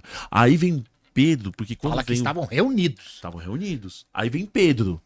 Pedro, quando ele estava fazendo o discurso, ele falou o seguinte, varões, vocês acham que a gente está de mosto, bêbado, sabendo que agora é a hora nona do dia. E a hora nona do dia lá para eles era quase 8, 9 horas do dia. Não era a nona hora, era a terceira hora do dia lá, que era o seguinte, entre 9 e 10 horas da manhã. Então volta, peraí. Eles estavam entre 7 a 8, vamos falar que estavam já 2 horas ali. Eles estavam entre 7 a 9 horas da manhã. Eles estavam fazendo o quê? 7, 9 horas, 10 horas. Eles estavam reunidos. Eu não posso afirmar que eles estavam orando. Ainda que muitos acreditem, mas eu não posso afirmar. Eles estavam o quê? Podia estar no café da manhã, falando de coisas de Deus. É a comunhão. A comunhão. É isso que atrai o Espírito Santo. É essa comunhão de harmonia, ter um coração sincero. É isso que E a palavra diz, né? Orai sem cessar. Exato. Orar sem cessar, isso aqui que a gente tá fazendo, é um modo de oração. Exatamente. Falando da Bíblia, falando do Deus vivo, falando de experiências. E pessoas talvez se identifiquem com algo que foi ministrado aqui. Porque a partir do momento que a palavra de Deus está dentro, é uma ministração. Exato. Agora, quando você tá falando da sua mente, é fora de evento. Existe evento e existe culto, que as pessoas também precisam aprender a separar. Exatamente. Isso aí é doido também. Evento é uma coisa, culto é outra. Ah, mas vai cobrar, eu vou na igreja e vai cobrar, irmão. Entenda que muitas coisas que acontecem, existe custo. Exato. Existe também pagar para uma pessoa vir para lá, se deslocar, que foi até o vídeo que viralizou aqui do pastor, tá tremendo, quase 500 mil de visualização. Todo mundo falando sobre isso aí. Entendeu? Mas é sobre isso, honra. É honra. E tem poucas pessoas honrando aqueles servos que Deus está enviando, né, pastor? Isso é muito forte. Olha, eu vou tocar nesse assunto de novo, porque é o seguinte, até porque no corte, quando foi feito, não deu para explicar. Mas... Tá lá no Rios do GigoCast, entra lá na página do Instagram. Top isso daí. As pessoas não entendem. Gálatas 6:6, ninguém fala esse versículo. Gálatas 6:6 diz assim, aquele que é instruído, compartilhe de bens materiais com o que te instrui. É totalmente bíblico, Gálatas 6:6, você ajudar financeiramente aquele que está te instruindo. Por quê? Mas de graça recebesses, de graça dai. Isso é salvação, beleza, salvação é isso. Agora unção, vem cá, a pessoa estudou. A pessoa gastou dinheiro com livro, um tempo com Deus, veio uma palavra de Deus. É totalmente bíblico, Gálatas 6:6. Aquele que é instruído, compartilhe de bens com aquele que te instrui. Uma coisa, você dá uma oferta.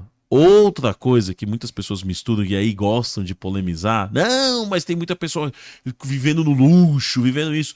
Meu irmão, não estou falando com aqueles que são... Aí a Bíblia também trata sobre esses, que são chamados obreiros do ventre, que só querem saber do dinheiro. Não estou falando desse. Eu estou falando daqueles que são instruídos, que te instruem na palavra do Senhor e que você dá uma oferta voluntária. É disso que eu estou falando. Não estou falando daqueles que só para atender o telefone cobra 10 mil reais, 70 mil reais. Isso é um absurdo. Só que o que acontece? Aí você falou uma coisa que também é verdade. Hoje em dia tem muita igreja que não tem mais líderes, não tem mais pastores, tem o quê? Fazedores de evento. Inclusive eu estava num fórum semana retrasada em Rondônia, que foi esse fórum que eu participei, e nós estávamos falando sobre isso. Eu falei sobre isso. Os líderes de mocidade, vocês não são fazedores de evento. Vocês não são agente de produção. É muito mais do que isso o Evangelho de Deus. E vou dizer uma coisa, Deus também, Jesus aqui na Terra, o Espírito de Deus não mandou a gente fazer templo, mandou fazer discípulos. Agora é lógico, pela necessidade você tem que construir uma igreja, mas o objetivo principal não é construir igreja, é fazer discípulos. Meu pastor presidente fala isso, eu amo. E igreja é eclésia, chamados para fora. Chamados para fora. Não é para dentro. Exatamente. Vai pro mundo, filho. Evangelizar a gente. E tem uma pergunta aqui desse tem um pastor também, inspiração para a alma mais uma vez, né? Falou, como o pastor enxerga os debates ditos teológicos hoje em dia? Isso aí tá brabo também. Deixa eu falar uma coisa pra vocês. Eu, particularmente, eu fui criado na Assembleia de Deus. Tem um pastor que eu admiro muito, que ele já morreu, chamado Valdir Nunes Bícego. E ele foi um dos coordenadores da Faculdade Teológica lá das Assembleias de Deus do Belém. E ele dizia muito o seguinte: olha, a teologia, ela tem que servir como ferramenta para o ministro fazer a obra e não ficar em quatro paredes. Hoje em dia existem teologias que são importantíssimas para o crescimento e edificação do corpo de Cristo. Isso que a gente está falando aqui, muitas questões teológicas para crescimento e edificação do corpo. E existe a chamada teologia secundária. O que são teologias secundárias? São esses debates que a maioria, quando vai falar de teologia, não serve para nada. Nada. Existe até, quando eu fazia pós-graduação em teologia, uma vez eu ouvi de um professor meu uma máxima que eu achei muito legal, né? Uma anedota, né? Uma piada, assim, da teologia. Ele falou que estava passando um avião, aí o avião caiu, e o homem ali do campo viu o avião caindo e viu uma pessoa caindo. E caiu no meio das árvores. Ficou de ponta cabeça. Aí ele chegou até o homem ali. Aí o homem tava de ponta cabeça, caindo, todo estrupiado ali, sangrando. Aí o homem chegou para ele e falou: senhor tá vivo? Tô vivo. O senhor é que tava naquele avião? Eu tava dentro daquele avião. O senhor tinha saído para ir para um outro local? Eu tinha saído para ir para um outro local. O senhor tá todo surpreso? Eu tô todo surpreso. Ah, o senhor tá todo estrupiado aí, não tá? Eu tô todo estrupiado aqui. O senhor tá com muita dor aí no corpo? Tô com muita... Aí o homem ficou com raiva e falou: eu aposto que você é um teólogo, não é? Ele: como que você sabe? É que você tá falando um monte de verdade que não serve pra nada, eu preciso de ajuda. Meu Deus. É verdade. Porque é o seguinte, a gente vai ficar falando de tantas coisas, por exemplo, um assunto que eu não entro na teologia. Não é errado o debate também. É a Bíblia também fala sobre isso, não né? É errado, mas... tem muitas coisas que é... Por exemplo, hoje em dia hoje em dia tá na moda brigar sobre você é um pré-tribulacionista, pós-tribulacionista ou mesotribulacionista. Tá, que diferença vai fazer? Se você acreditar em um dos três, você vai pro inferno ou vai pro céu? Não tem, porque isso não tem nada a ver, é secundário. Tá, então por que você vai ficar perdendo um tempo com uma coisa assim do que você edificando com aquilo que realmente o Espírito de Deus pode transformar ou te usar? E detalhe, a pessoa às vezes lê mais Calvino, Armínio, do que a Bíblia. É importante, assim, até quando a gente fala sobre apenas um detalhe, hoje todos os teólogos, eles têm que gostar e estudar de João Calvino. Sim, não tô falando para não ler, né? Toda a estrutura espinhal da teologia foi feita por ele. Agora, quando eu vou falar de soteriologia, que é um dos estudos de Calvino, sobre salvação, predestinação e eleição, gente, a pergunta é: pra quê?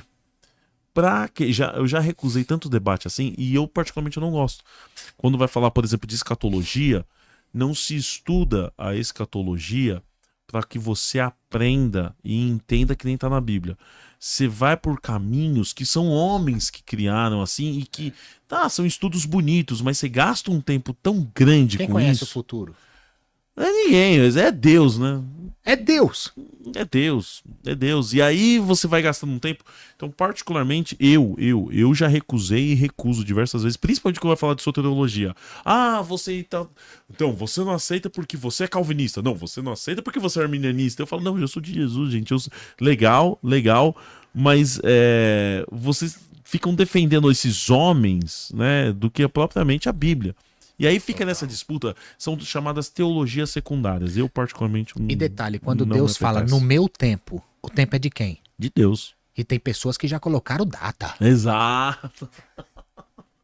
É isso mesmo. E nem na Terra estão mais. Exatamente. E fica colocando essas questões, gente. E o tempo é de Deus. E esquece que o próprio Jesus falou: não vos pertence saber os tempos ou as estações que o Pai estabeleceu pelo seu próprio poder. E detalhe, você falou uma coisa interessante desse caso da pessoa que foi pra UTI.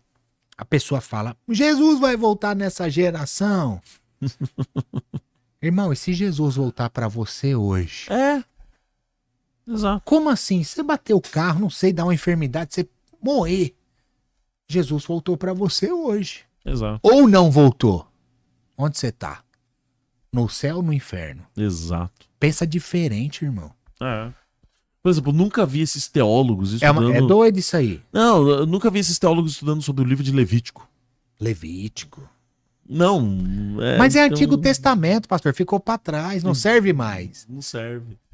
Vamos falar sobre... Jesus veio à Terra e pregou o Antigo Testamento.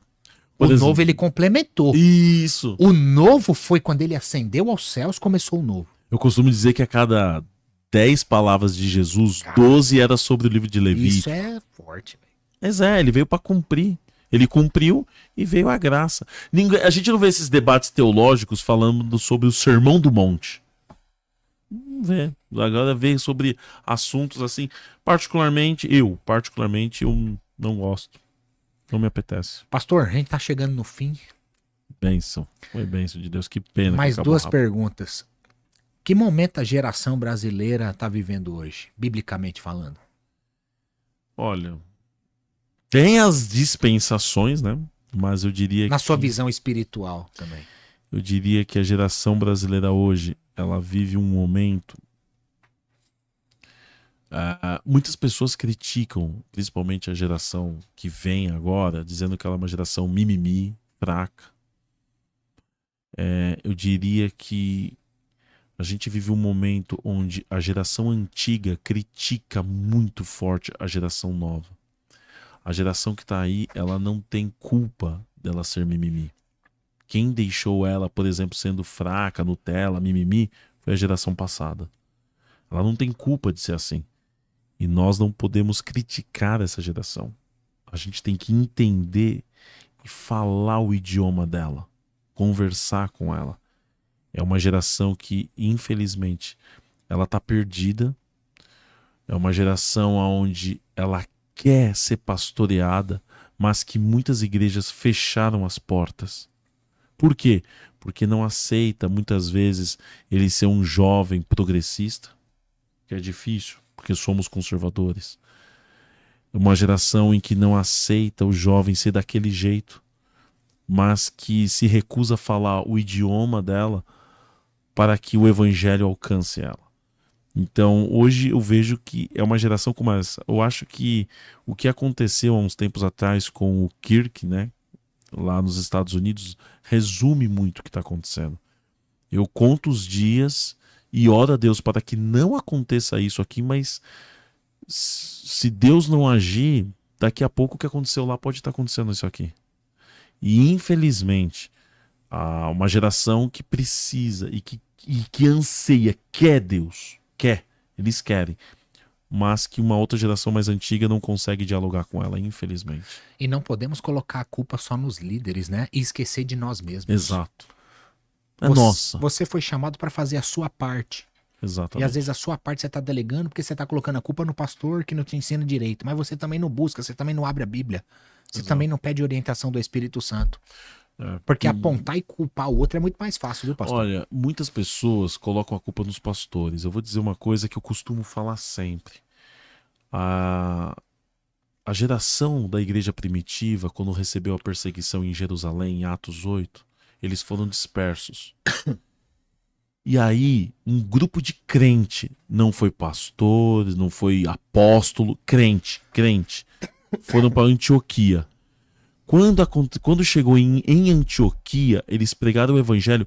A igreja de Antioquia é o maior exemplo de igreja primitiva, de avivamento, missões, evangelismo. É o maior exemplo. E foi lá que Deus falou: Paulo, fica lá para aprender. Foi lá, em Antioquia. E aí tem uma frase da Bíblia em Atos 11 que me marca, que diz assim: em Antioquia, os discípulos pela primeira vez foram chamados cristãos. Ainda que naquele tempo era para desmerecer, falar mal, xingar, mas eles não tiveram essa honra em Jerusalém, onde estavam os apóstolos. Não, na igreja de Antioquia, os cristãos, os crentes entenderam que era com eles. Não era com os pastores, não. A responsabilidade do evangelho é nossa. Eles entenderam isso. E aí entra exatamente isso que você falou. Em Antioquia. Então é um exemplo maravilhoso de vivermos hoje o evangelho de Antioquia. Exatamente. Uma pergunta aqui.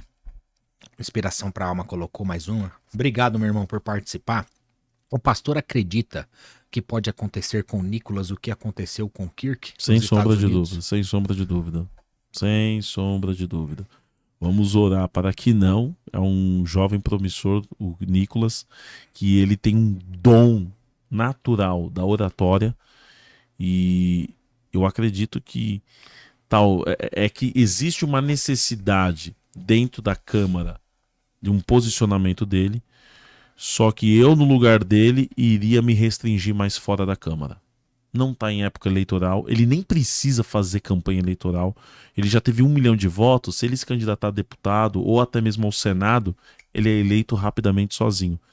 Mas eu, se fosse o Nicolas, iria ver o que aconteceu para pelo menos, por enquanto, me apaziguar um pouco, abaixar. Sim, eu vejo que se o Nicolas ele não parar um pouco, não adianta reforçar policiamento, não adianta, porque o camarada atinge de longe, não adianta.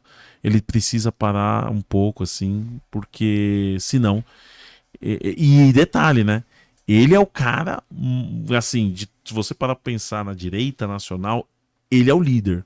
É um jovem de 20 e poucos anos que é o líder nacional hoje da direita, onde está todo mundo olhando para ele.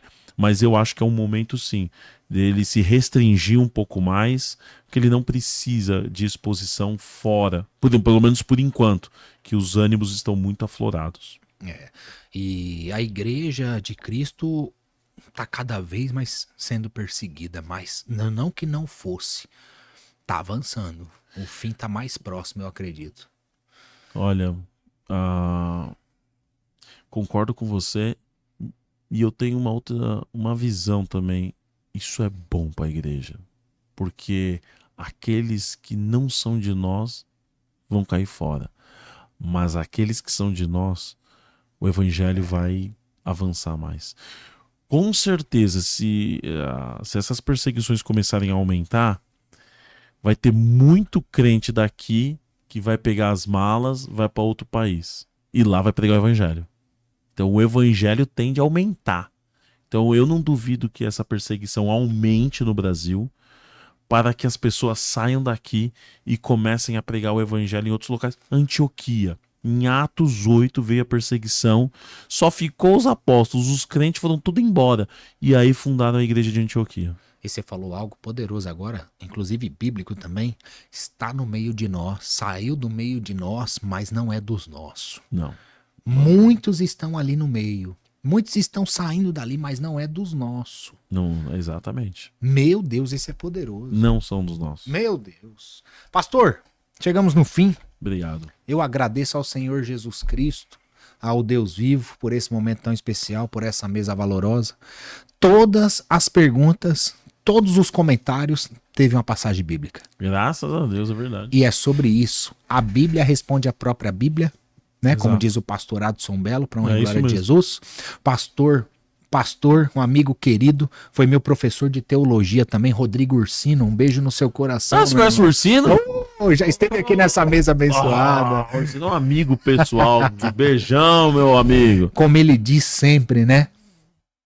Não abra um livro de inventários porque não existe. Inventários.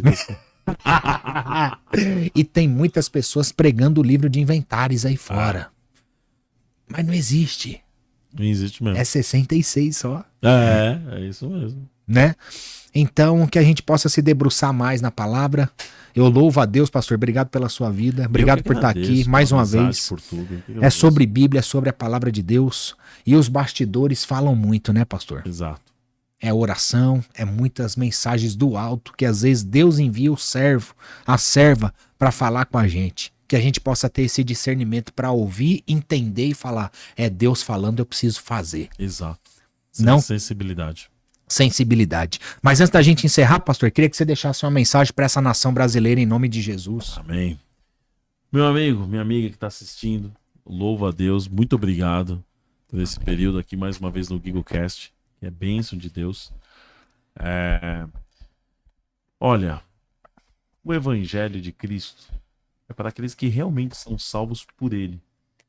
Minha oração é para que o Espírito de Deus continue confirmando aquilo que Ele colocou na sua vida, que a salvação de Deus brilhe sobre o seu rosto cada vez mais e que possamos nos manter fiéis às verdades do Evangelho, porque aquele que é fiel na terra, um dia o Espírito de Deus, Jesus Cristo, vai dar conta disso, e se formos fiéis aqui, Ele vai ser fiel lá também conosco.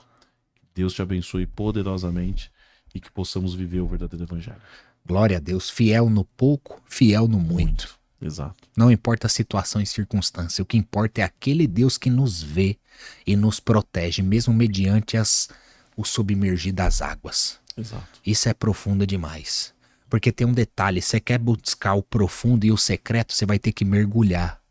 E muitas vezes quando você mergulha, o fôlego tá indo embora, mas você vai precisar permanecer. Exato. Para pegar aquela pérola que só tá lá, que foi preparado para você.